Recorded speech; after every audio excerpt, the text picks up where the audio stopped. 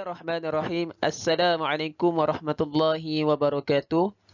Saya Muhammad Wasik bin Muhammad Syukri, Wakil Kumpulan 4, akan membentangkan hasil kerja kursus kami mengenai kesan pemikiran feminisme terhadap masyarakat.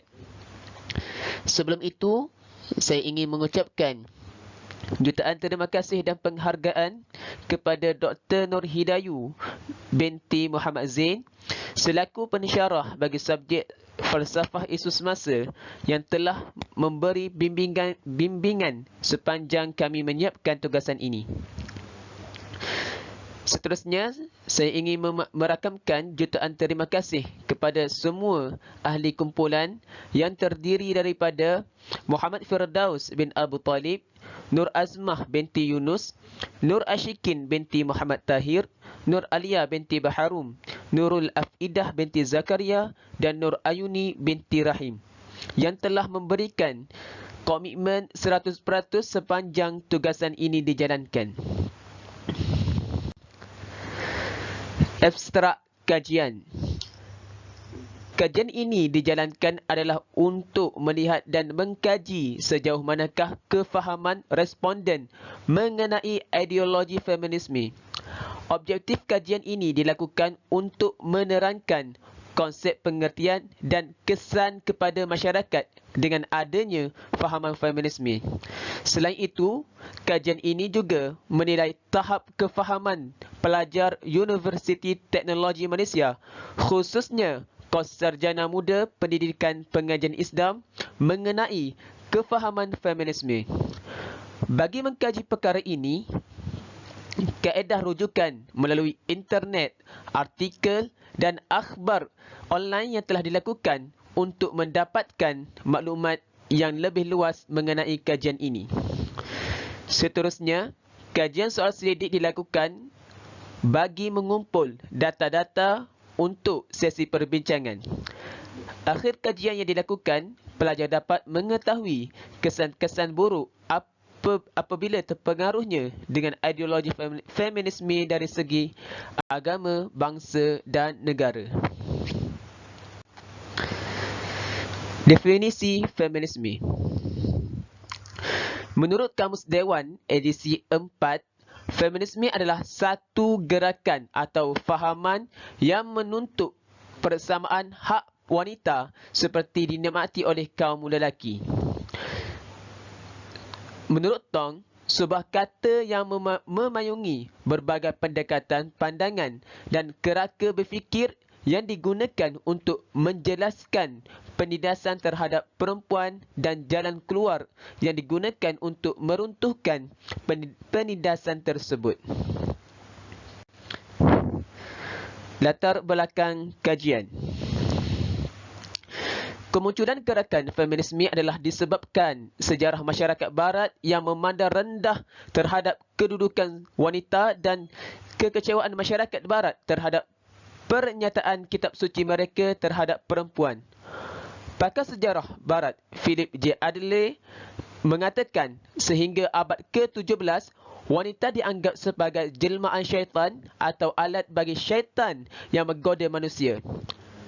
Menurut dalam kitab Bible pula, mereka terdapat banyak ayat yang memberi gambaran merendahkan kaum wanita. Pandangan seumpama inilah yang mengakibatkan wanita barat memberontak dan menuntut hak kesamarataan antara lelaki dan perempuan. Sedangkan perkara seumpama ini tidak berlaku kepada wanita Islam kerana Islam memandang tinggi status dan kedudukan seseorang wanita. Impak umum. Antara impak umum dalam kajian ini ialah yang pertama, memaparkan imej buruk untuk wanita beragama Islam. Hal ini kerana ahli feminisme bukan sahaja terdiri daripada wanita tidak bertudung, malah ada juga yang berhijab.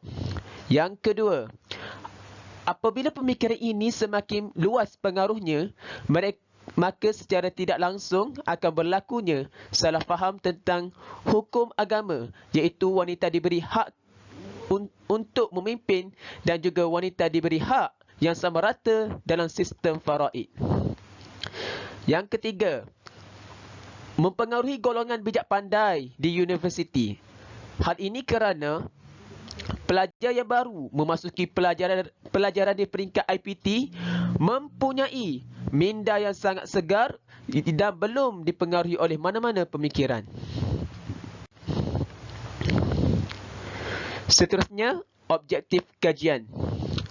Antara objektif kajian yang kami lakukan ialah yang pertama, untuk menerangkan konsep, pengertian dan kesan kepada masyarakat dengan adanya fahaman feminisme. Untuk yang kedua adalah untuk menilai tahap kefahaman pelajar Universiti Teknologi Malaysia, khususnya kos sarjana muda, ijazah sarjana muda pendidikan pengajian Islam mengenai fahaman feminisme. Metodologi kajian. Kaedah kajian yang diguna adalah kaedah kajian soal selidik yang telah dilakukan dengan menggunakan Google Form. Terdapat 10 soalan objektif yang umum dengan pilihan jawapan ya ataupun tidak. Kemudian, data-data sekunder yang telah diperoleh hasil daripada soal selidik akan dikumpulkan dan dianalisiskan.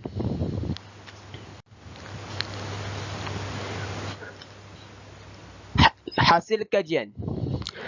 Berdasarkan kajian soal selidik yang telah dijalankan, seramai 31 responden yang terdiri daripada 10 orang lelaki bersamaan 32.3% dan 21 responden wanita yang bersamaan 67.7%.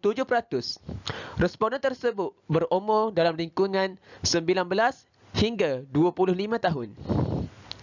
Antara soalan-soalan yang kami telah ajukan kepada responden ialah: soalan yang pertama, adakah anda mengetahui definisi bagi feminisme?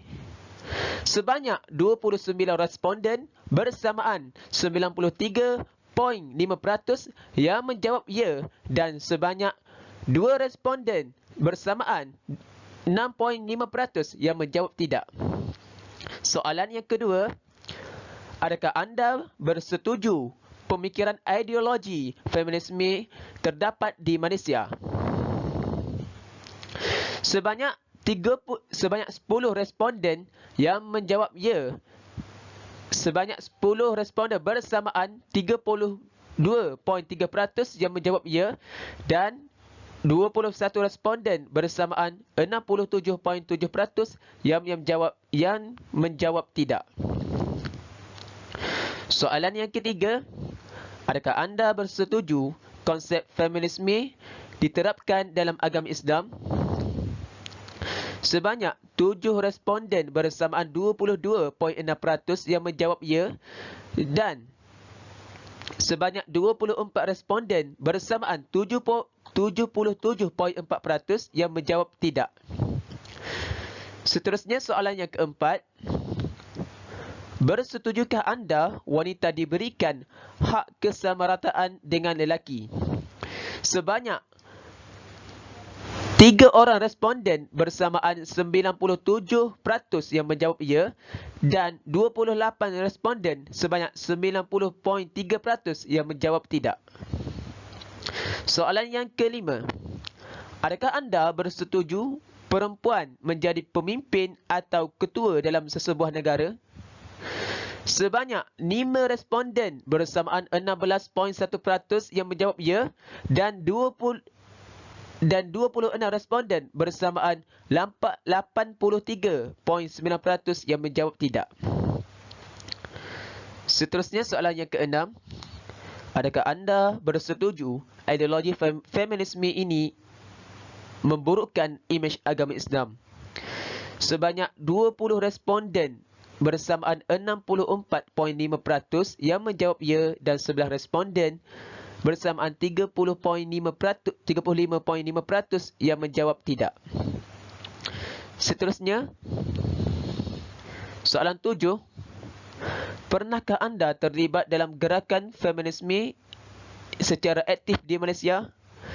Sebanyak kosong responden bersamaan 0% yang menjawab ya, dan sebanyak 31 responden iaitu keseluruhan 100% yang menjawab tidak. Soalan yang ke-8, pada pandangan anda, adakah gerakan feminisme semakin meluas di Malaysia?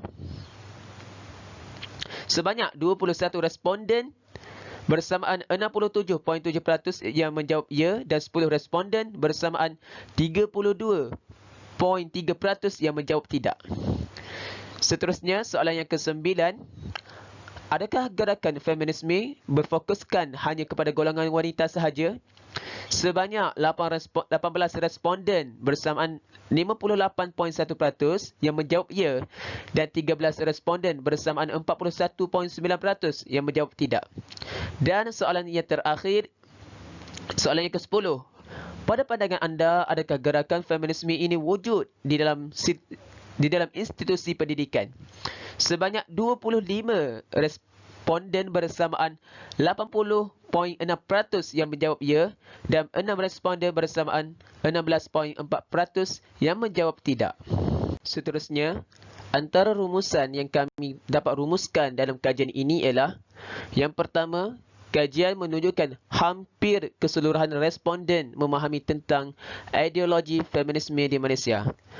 Hal ini dapat dibuktikan melalui hasil soal sidik yang kami telah ajukan, di mana soalan yang pertama, sebanyak 29 responden bersamaan 93.5% yang mengetahui tentang fahaman ideologi feminisme di Malaysia. Seterusnya,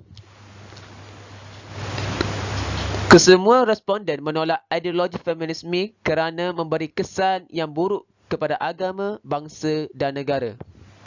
Ini terbukti bahawasanya dalam soalan-soal sidik soalan yang nombor 7, di mana kesemua responden menolak tentang ideologi feminisme yang memberi kesan kepada agama, bangsa dan negara. Selain itu, feminisme adalah agenda terancang musuh bagi merosakkan jati diri, identiti wanita muslimah dan hukum hakam Islam. Dan akhir sekali, setiap pihak mestilah memain peranan untuk mencegah daripada terjebak di dalam ideologi feminisme ini. Sebelum saya mengakhiri sesi pembentangan saya, ini antara rujukan-rujukan yang kami telah lakukan, yang telah kami rujuk, yang terdiri daripada laman web, buku, artikel, jurnal dan akhbar online. Jadi, yang baik itu datang daripada Allah Subhanahu Wa Taala, yang kurang yang lemah ini datang daripada saya sendiri. Hakikatnya daripada Allah Subhanahu Wa Taala. Akhir kalam, Assalamualaikum warahmatullahi wabarakatuh.